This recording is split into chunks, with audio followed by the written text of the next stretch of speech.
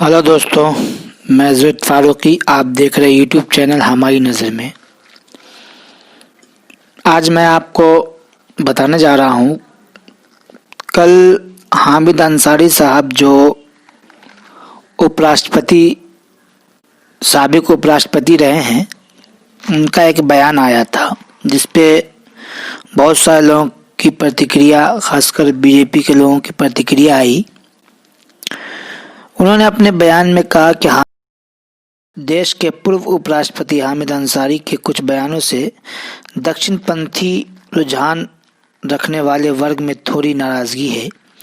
दरअसल एक वर्चुअल कार्यक्रम में शुक्रवार को हामिद अंसारी ने कहा था कि कोरोना महामारी संकट से पहले ही भारतीय समाज को दो अन्य महामारियों, धार्मिक कट्टरता और आक्रामक राष्ट्रवाद का शिकार हो चुका था।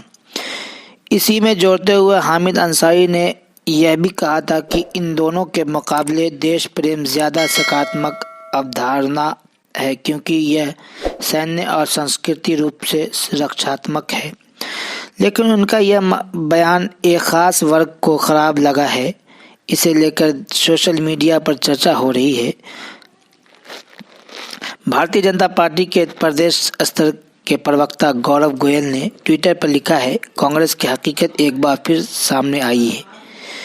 ये वो शख्स है जिन्हें पक्षपातपूर्ण रुख रखने वाली कांग्रेस पार्टी ने इस देश का उपराष्ट्रपति बनाया था।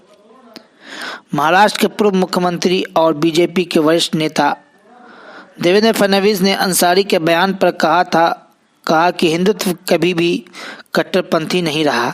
हिंदुत्व हमेशा सहिष्णु रहा है। हिंदुत्व इस देश की एक प्राचीन जीवन शैली है। हिंदुओं ने कभी किसी पर या किसी देश पर हमला नहीं किया।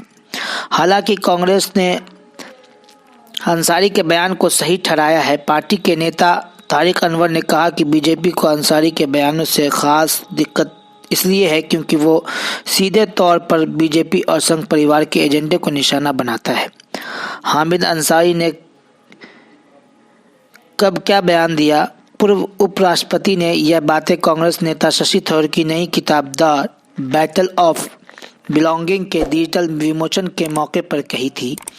किताब विमोचन के मौके पर उन्होंने देश के मौजूदा हालात को लेकर चिंता जाहिर की। साथ ही उन्होंने कहा था कि आज देश ऐसी विचारधाराओं से खतरे में दिख रहा है जो देश को हम और वो की काल्पनिक श्रेणी के आधार पर बांटने की कोशिश करती है। अंसारी ने कहा कि राष्ट्रवाद के खतरों के बारे में बहुत बार लिखा गया है। इसे कुछ मौक़ों पर वैचारिक जहर तक कहा गया है, जिसमें व्यक्तिगत अधिकारों को हस्तांतरित करने और स्थानांतरित करने में कोई संकोच नहीं लिया जाता।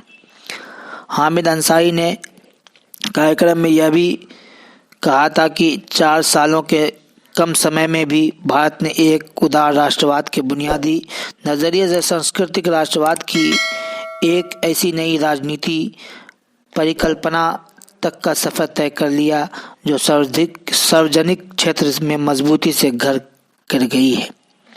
किताब विमोचन के मौके पर हुई चर्चा में जम्मू कश्मीर के पूर्व मुख्यमंत्री फारूक अब्दुल्ला ने भी हिस्सा लिया। उन्होंने भी इस मौके पर कहा कि 1947 में हमारे पास मौका था कि हम पाकिस्तान के साथ चले जाते, लेकिन मेरे पिता और अन्य लोगों ने यही सोचा था कि 2 राष्ट्र का सिद्धांत हमारे लिए ठीक नहीं है। फारूक अब्दुल्ला ने कहा कि मौजूदा सरकार देश को जिस तरह से देखना चाहती है उसे वो कभी स्वीकार करने वाले नहीं हैं।